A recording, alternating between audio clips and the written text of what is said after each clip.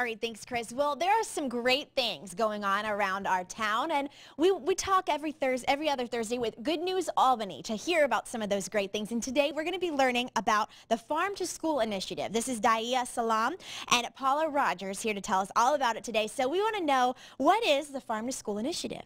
Well, the Farm to School initiative is a federal mandated initiative by the White House to get more fresh produce into our local school areas. And the Southwest Georgia Project has been in this community over 50 years working with small farmers, and we really want to take this time to push the small farmers into the schools. And so some of there's been several farmers who've kind of partnered up with different schools. Can you tell us about that? Right. Well, the Southwest Georgia Project has taken this year to really talk to the school nutrition directors to figure out what they want. And what we have come up with is that they have farms right next to them and cannot get local produce. So what Southwest Georgia Project has done is partner with 10 core farmers that have agreed to grow specifically for our school systems in this area. And we have 3 school systems that are currently working with us, and that's Sumter County, Dougherty County, and Tift County. Okay. Well, Paula, why do you think these initiatives are so important? Because we do address a certain nutritional aspect in our community that kids depend on breakfast and lunch mostly when they're at school. And so this is a great way for us to engage small local farmers who normally don't have a chance in the network and the market. And so this helps them get their fresh product into our schools to help feed our children. And talk about why that is so important along the lines of nutrition. Well, nutrition, of course, is what helps us function. It helps our bodies, it helps our minds, and we depend on it solely. And so these children, with the material they're learning and to help them in the future, they need a great nutritional base. And that's where we step in to help aid in that.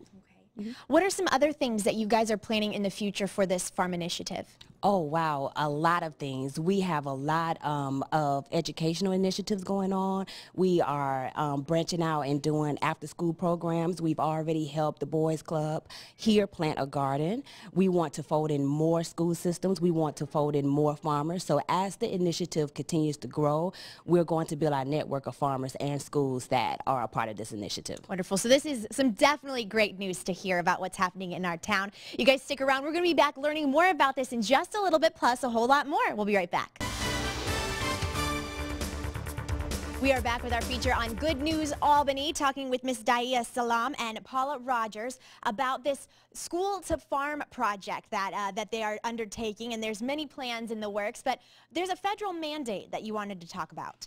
Right. The federal White House wants schools to actually support local farmers, and they want kids to be healthy. It's a part of the First Lady's Let's Move initiative and to combat obesity in our children today. As we talked about earlier, obesity is increasing in our school children, and many of them are dependent on at least breakfast and lunch for over half of their meal intake. So we want to make sure that we're feeding them the most nutritious foods that we can.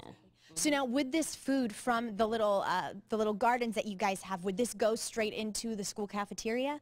Well, yes. One, we're doing gardens all over Albany and our other counties that we work in, but the food that is going to the school is actually from small farmers in Southwest Georgia. So we are combining farms together in order to service the schools in large quantities. Mm-hmm. Well, you guys are also offering training on this because, of course, you know, not everybody might not have a green thumb. So tell us about the training. Well, our core group of farmers, which is about 10 farmers, we are taking them through a training process to where they know the federal mandate inside and out, and they also know good handling practices so that the schools are more apt to accept their product. Of course, we're feeding it to our children, so we need to make sure that we document, and make sure that we follow a standard operating procedure that as a group we can correlate and make sure everything is very cohesive for the program. Do you think this is something that children can get involved in and learn how to farm as well? Oh, absolutely. That's our goal. We want to really, really expose children to agriculture and where their food comes from. And we want them to understand what a farmer goes through in order to put food on their plates.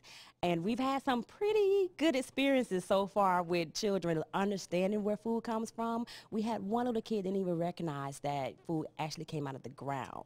And so we're doing a lot of educational pieces around the things that we're doing too. And we put put our farmers in the school so they can actually meet and talk and touch and feel with the farmers, the food and everything else. Well, this is some really great news. We love hearing about all the things that are going on. We thank you guys for the work that you're doing. And if you guys would like more information, you can contact the Farm to School Initiative. And we appreciate you coming on this morning to tell us about it. Chris, on over to you.